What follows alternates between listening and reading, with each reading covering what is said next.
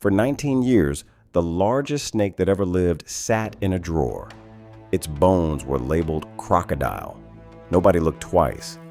They'd been dug out of an Indian mine, cataloged, and forgotten, while the whole world crowned a different snake the biggest of all time. That crown was wrong. And that's just the first thing we got wrong. Let me take you back, because to understand how big this mistake was, you have to understand what everybody thought they knew.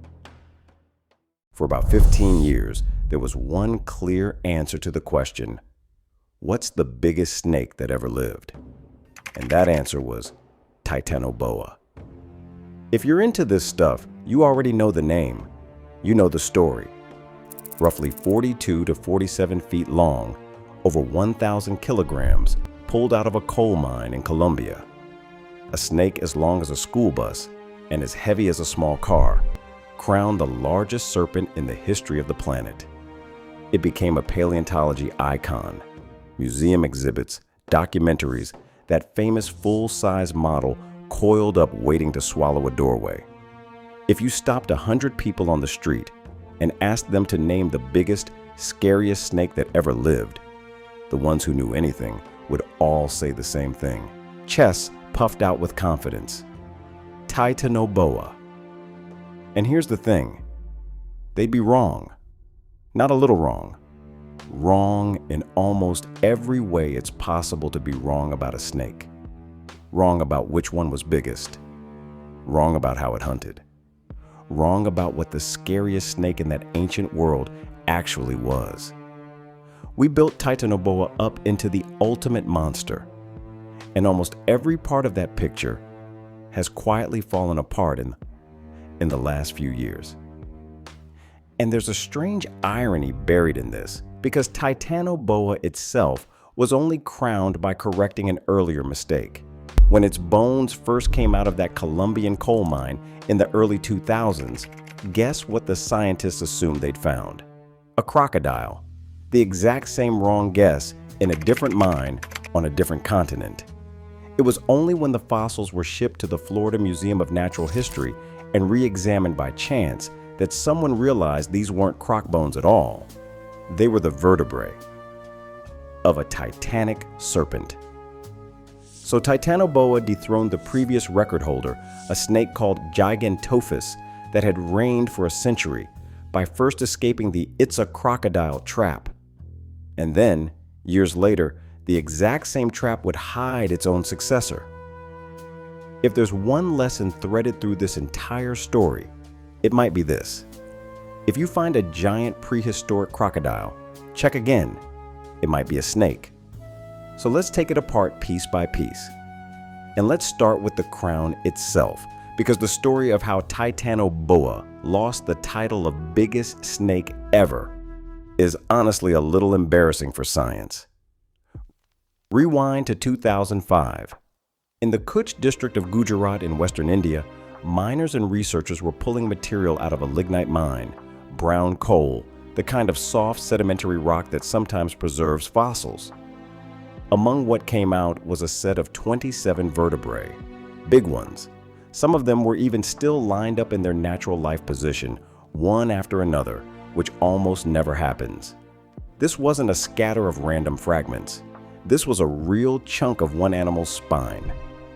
And the people who first examined those bones took a look at the broad, heavy, cylindrical shape of them and wrote down their best guess. Crocodile. You can almost forgive it. Big fossil vertebrae from a hot ancient swamp. Crocodilians were the famous giants of those environments, and some reptile backbones can look superficially similar if you're not looking closely. So the bones got a preliminary label, got shelved, and got forgotten. For 19 years, the largest snake that ever lived gathered dust in a collection at the Indian Institute of Technology in Roorkee, filed under the wrong animal entirely. Then, in 2024, a postdoctoral researcher named Debajit Datta, working with his supervisor Sunil Bajpai, decided to pull those old bones back out and give them a proper second look. And the moment they really measured them, the crocodile story collapsed. These weren't crocodile vertebrae. They were snake vertebrae, and they were enormous, individual bones up to about 11 centimeters wide, broad, and thick-walled and cylindrical from a body built like a tree trunk. And picture the human moment of that, because it's the kind of thing that only happens a few times in a scientist's career. You pull open a drawer of specimens that have been sitting untouched and mislabeled for nearly 2 decades. You start taking measurements you expect to be routine, and the numbers keep coming back wrong, too big, impossibly big, bigger than anything in the family you're comparing against. You run them again, because surely you've made a mistake. You haven't. Sitting on the table in front of you, filed under the wrong animal for 19 years, is quite possibly the largest snake that has ever been discovered. That's the moment Dada and Bajpai had. A monster, hiding in plain sight, in a drawer the whole time. When Dada ran the measurements against every known snake, the numbers didn't just say big snake. They blew past every other member of the entire family this thing belonged to. This was something new. They named it Vasuki Indicus, after Vasuki, the great serpent king of Hindu mythology, the snake coiled around the neck of Shiva. A fitting name for a creature this size. Now, here's where I have to be honest with you, because this is exactly the kind of thing a lazy version of this story would gloss over. How big was Vasuki, really? And the truthful answer is, it depends on which method you trust, and the two methods disagree by a lot. See, when you only have vertebrae, no complete skeleton, and crucially, no skull, you estimate the snake's total length by comparing the size of its bones to living snakes and scaling up. But there's more than one way to take that measurement. One method uses a bony landmark on the front of each vertebra. Another uses one on the back. Same bones, different landmarks, and the results come out about 4 meters apart. One method gives you a Vasuki of roughly 11 to 12 meters. The other pushes it to 14.5, even 15 meters, around 50 feet. At the low end, Vasuki is merely one of the largest snakes that ever lived. At the high end, it's about 2 meters longer than Titanoboa, and it steals the crown outright. Bajpai himself told Reuters plainly that they can't yet say whether Vasuki was more massive or more slender than Titanoboa, because there's no complete skeleton to check. So the honest framing is this: Vasuki is potentially the longest snake on record. Potentially. Anything more certain than that is overselling bones we simply don't have enough of yet. Now, I want to sit on that honesty for a second, because a lot of you always ask the same sharp question in the comments. If they never found a skull, how do they know anything about how it looked or how it lived? It's a fair question, and it deserves a real answer instead of getting dodged. So here it is. Vertebrae are actually incredibly information-dense bones. Their width scales with body length. Their shape tells you whether an animal was built for swimming or for crawling on land. The thickness of the walls and the size of the muscle attachment points tell you how powerful the body was. Paleontologists can read a spine like a document. What they can't do is read it perfectly, which is exactly why the length estimates have that 4-meter spread. So when someone hands you one confident number for Vasuki, they're hiding the uncertainty, and the uncertainty is the honest part. But here's what those vertebrae do tell us clearly. They're broad, cylindrical, and heavy-walled, the signature of a thick, muscular, slow-moving body, not a sleek, fast swimmer, a tank. The researchers interpret Vasuki as a slow, terrestrial ambush predator, something like the biggest living pythons but scaled up to a size that shouldn't be possible. An animal that didn't chase.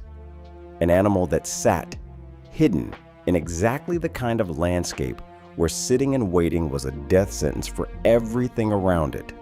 So that's error number 1, and it's the one that made headlines. Titanoboa wasn't the biggest. There was very likely something longer, hiding in a drawer for 19 years. But honestly, the size thing isn't even the most interesting way we were wrong. Because while everyone argues about which snake was a couple meters longer, almost nobody talks about the fact that we were also completely wrong about what these snakes actually did. And this is where it gets genuinely unsettling. Let's go back to Titanoboa for a moment, the reigning monster, the one everybody pictures crushing crocodiles and swallowing anything that moved. That image, the hyper-aggressive apex killer, is how movies and media have painted it for years. It came from an early assumption. Titanoboa was a boid part of the same family as modern boas and anacondas, so scientists reasonably guessed it hunted like a giant anaconda, grabbing and constricting and swallowing huge prey whole. Then more of its skull material turned up, and the skull told a different story. Titanoboa's skull wasn't quite like other boas. It had an unusual palate, an odd number of teeth, and, this is the tell, the teeth themselves were curved and shaped like little hooks. Fishing hooks, basically. That's not the toolkit of a snake that wrestles crocodiles. That's the toolkit of a snake that catches fish. When scientists compared those features to living snakes, they matched them not to the great mammal crushers, but to modern fish-eating snakes. And it fits everything else we know. Titanoboa lived in a vast warm river system teeming with fish, and its remains keep turning up alongside giant lungfish and other big river species. So the terrifying monster of the Paleocene, the ultimate serpent-killing machine, its main diet was, more or less, sushi. Titanoboa was, to a large degree, an enormous fisherman. Still absolutely capable of taking other prey given its size, nobody's calling a one-ton snake harmless. But the bloodthirsty crocodile crusher of popular imagination was largely a fish specialist. That's our second correction, and it deflates the legend a little. And think about how much that one detail rewrites the mental image. The classic picture is Titanoboa exploding out of the water to crush a giant crocodile in its coils. The truer picture is a colossal snake lying in a warm, murky river, patiently working its hook-shaped teeth around slippery fish, the way a heron works a shoreline, just scaled up to the length of a school bus. It's less a horror movie and more a nature documentary. Impressive, strange, beautifully adapted, but not the nightmare we sold. The nightmare, it turns out, was somewhere else entirely, on a different continent, in a different family, wearing a completely different skull. But it also sets up the part that re-inflates it into something much worse. Because Vasuki, the snake that likely dethroned Titanoboa, was not a fish specialist. Vasuki was a completely different kind of animal, from a completely different family. And if Titanoboa was the fisherman, Vasuki was the nightmare. Vasuki belonged to a group called the Matsoidae. And you need to understand this family because they are the actual key to the whole story. There are no Matsoids alive today. Not one. There is nothing on Earth right now that carries their blueprint. No modern animal you can point to and say it was like that. They are gone, completely. And they left behind mostly just vertebrae. Only about 4 skulls from the entire family have ever been found. Which is why, even now, scientists genuinely argue about where they sit on the snake family tree. Some analyses put them inside the group that contains all living snakes. Others push them outside it entirely, as an ancient offshoot that split away before modern snakes even got started. That argument is not settled, but here's the single most important thing about them. The thing that changes everything. The Matsoids never evolved the flexible jaw. You know that famous image of a snake unhinging its jaws, stretching its mouth to a grotesque width to swallow something far bigger than its own head? That ability has a name. It is called macrostomy, wide gape feeding, and it is the defining innovation of advanced snakes. It is what lets an anaconda swallow a capybara whole. Modern boas and pythons have skulls that are basically disassembled. The bones of the upper jaw are only loosely connected to the brain case. The 2 halves of the lower jaw are not even fused together at the chin. and the whole apparatus can flex and stretch outward around a huge meal. The madsoids had none of that. Their skulls were low, broad, and rigid. The snout was locked to the bone above it. The jaws had tight, stiff connections. They even kept a bone, the jugal, that every single living snake has since lost. When scientists studied one of the rare madsoid skulls from a relative called Wanambi, they concluded its jaw could flex less than any living snake we know of. So picture that combination, the enormous, powerful body of a giant constrictor bolted to the primitive, stiff-jawed skull of something far more ancient. That was Vasuki. So, if it couldn't open wide, how did it eat? This is the part that made a lot of people's skin crawl, and rightly so. A rigid-jawed giant like Vasuki couldn't swallow large prey whole the way a python does. It had some ability to slowly walk moderate-sized prey back into its throat using its jaw and palate bones.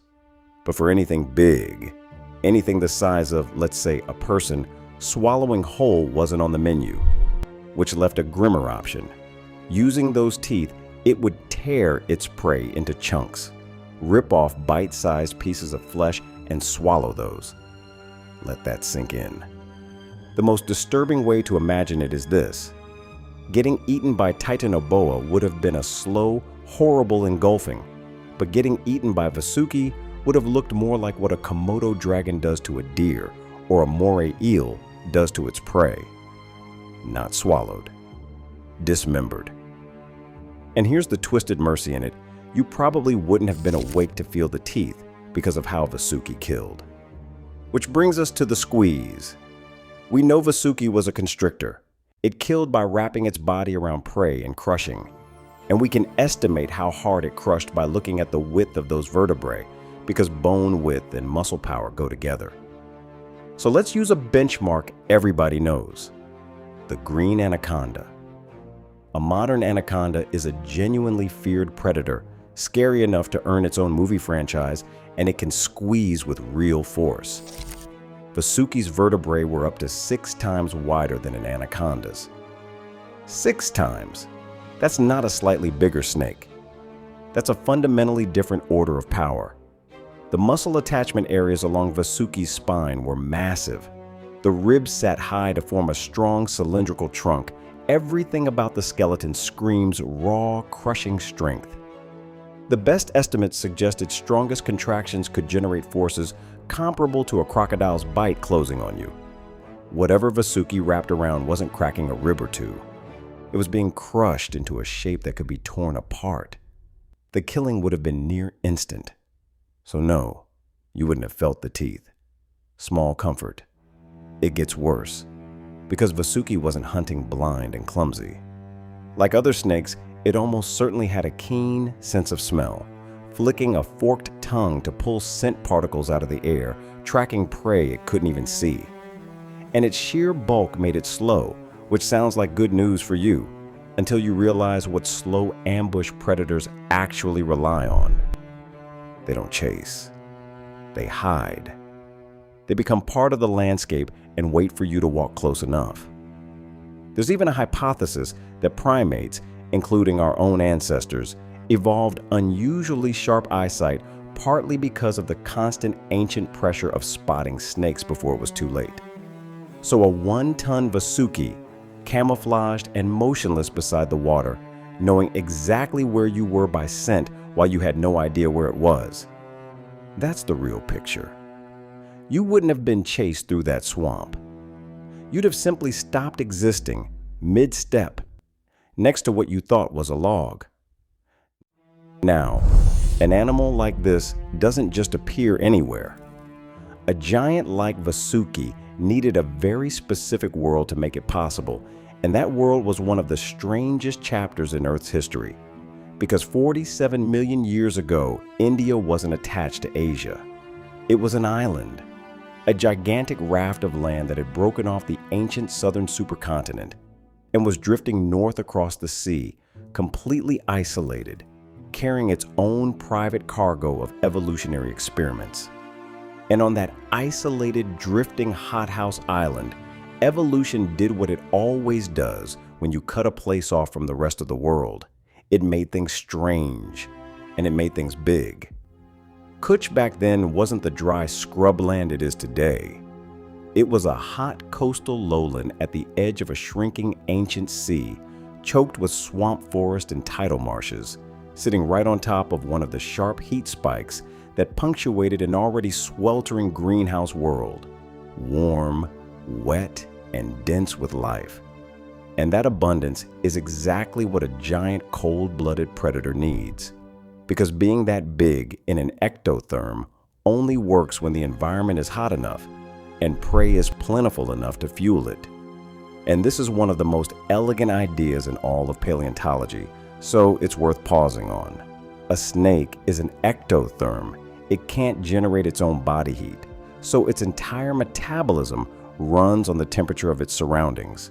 Warmer world, faster metabolism, faster growth, higher ceiling on how big a body it can sustain.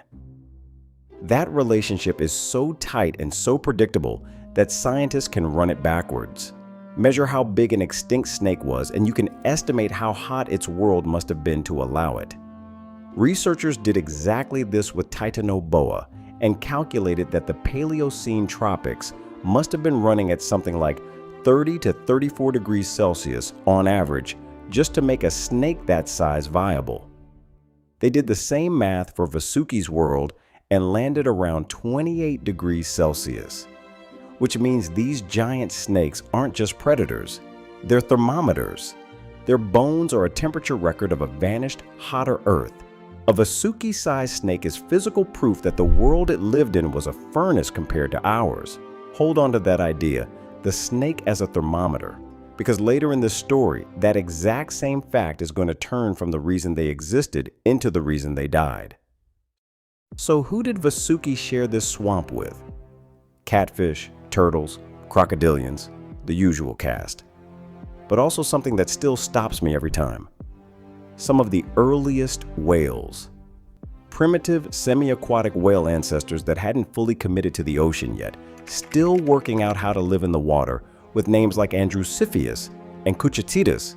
These early whales were small, and not yet the ocean giants their descendants would become, which means, disturbingly, that a land-based giant snake-hunting primitive whales was a genuinely real possibility in this environment. Snake versus whale on land. That's the kind of world Vasuki ruled.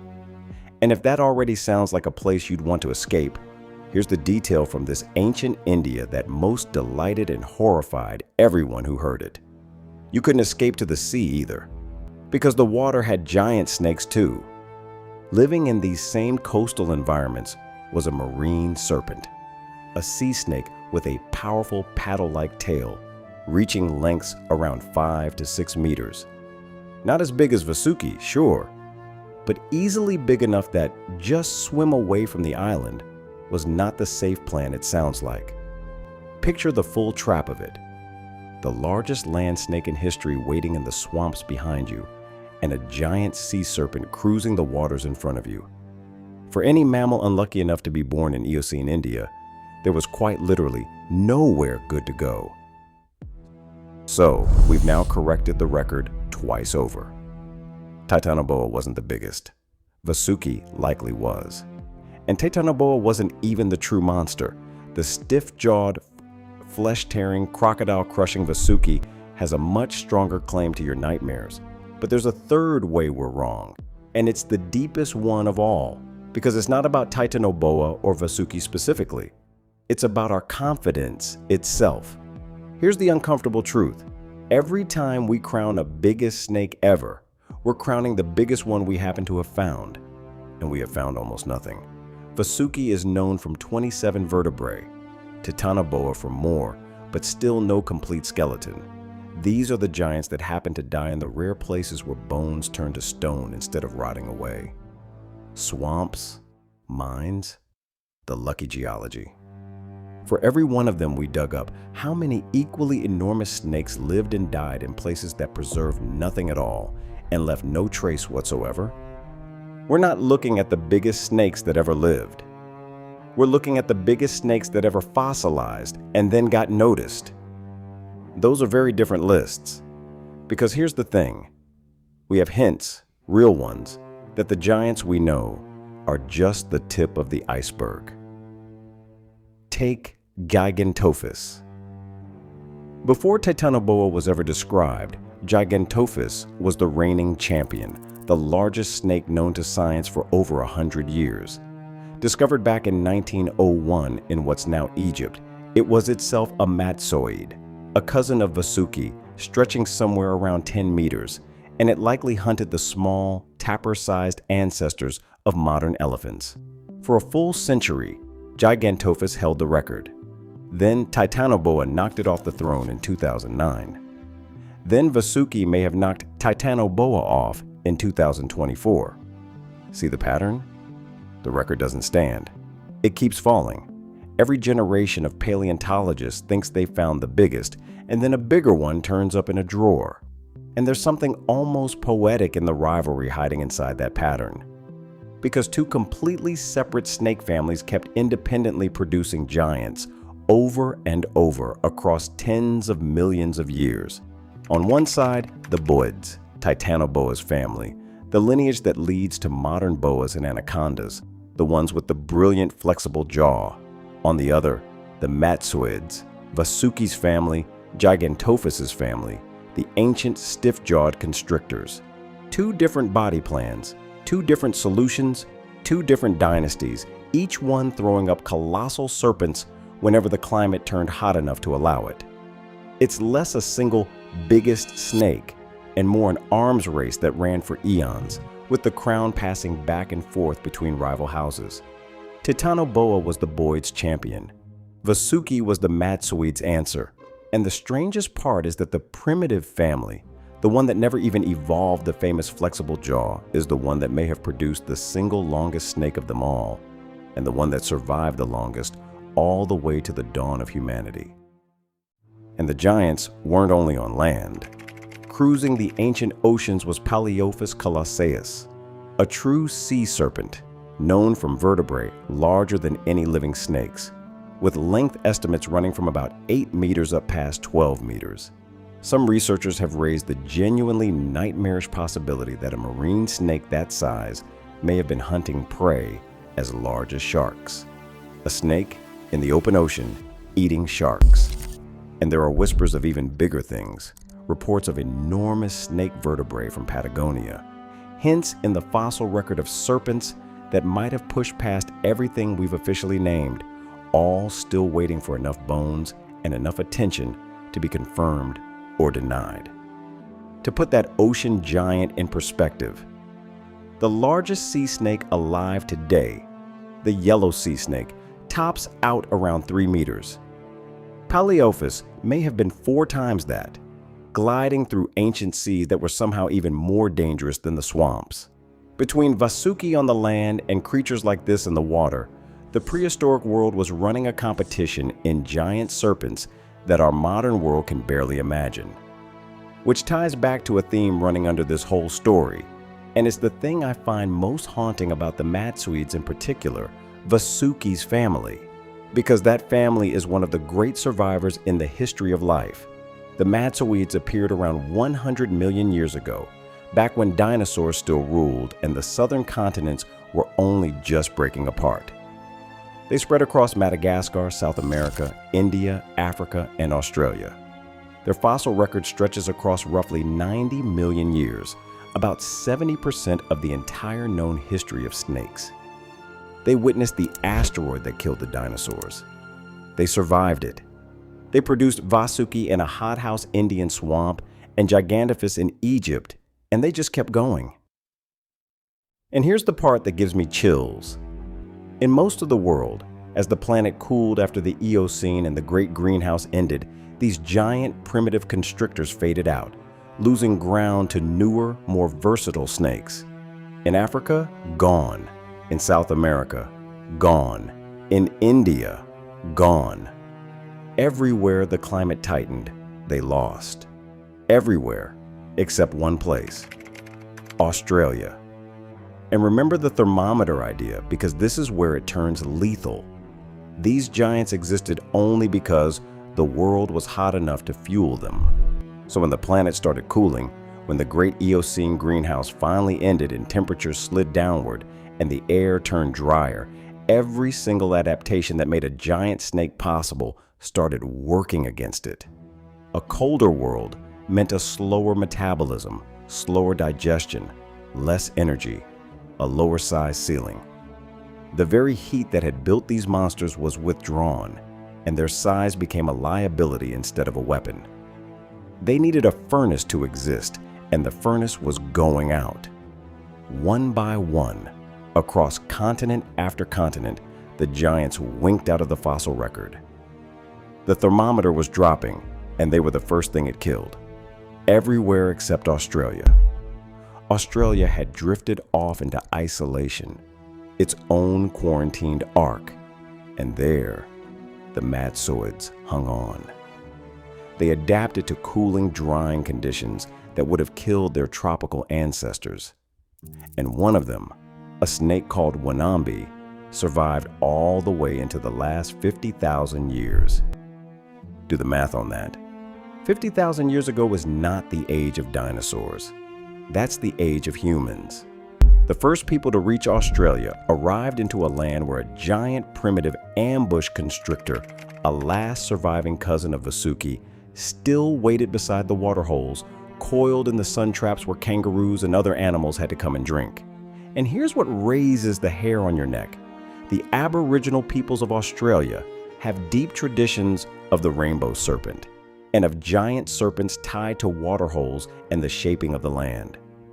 Some researchers have cautiously suggested that these traditions might carry, somewhere deep in their roots, a real memory, an echo of actual encounters between the first Australians and the last giant Madsoid snakes lurking beside the water. It's a hypothesis, not a proven fact, and it should be held carefully. But it is a remarkable thought. The family that started in the world of the dinosaurs may have ended in the world of human stories and may still be with us, in a way, as myth. So let's come back to the question we started with. What was the biggest snake that ever lived? For 15 years, the confident answer was Titanoboa. Then Vasuki pulled the crown out of a forgotten drawer. But the real answer, the honest one, is that we don't actually know, and we probably never will. Because the biggest snake that ever lived isn't a fact sitting in a museum. It's a moving target, a record that has already been broken twice in living memory, held for now by whichever giant we most recently pulled out of the rock. We were wrong about Titanoboa being the biggest. We were wrong about it being the monster. And we're almost certainly wrong right now in thinking we found the largest one at all.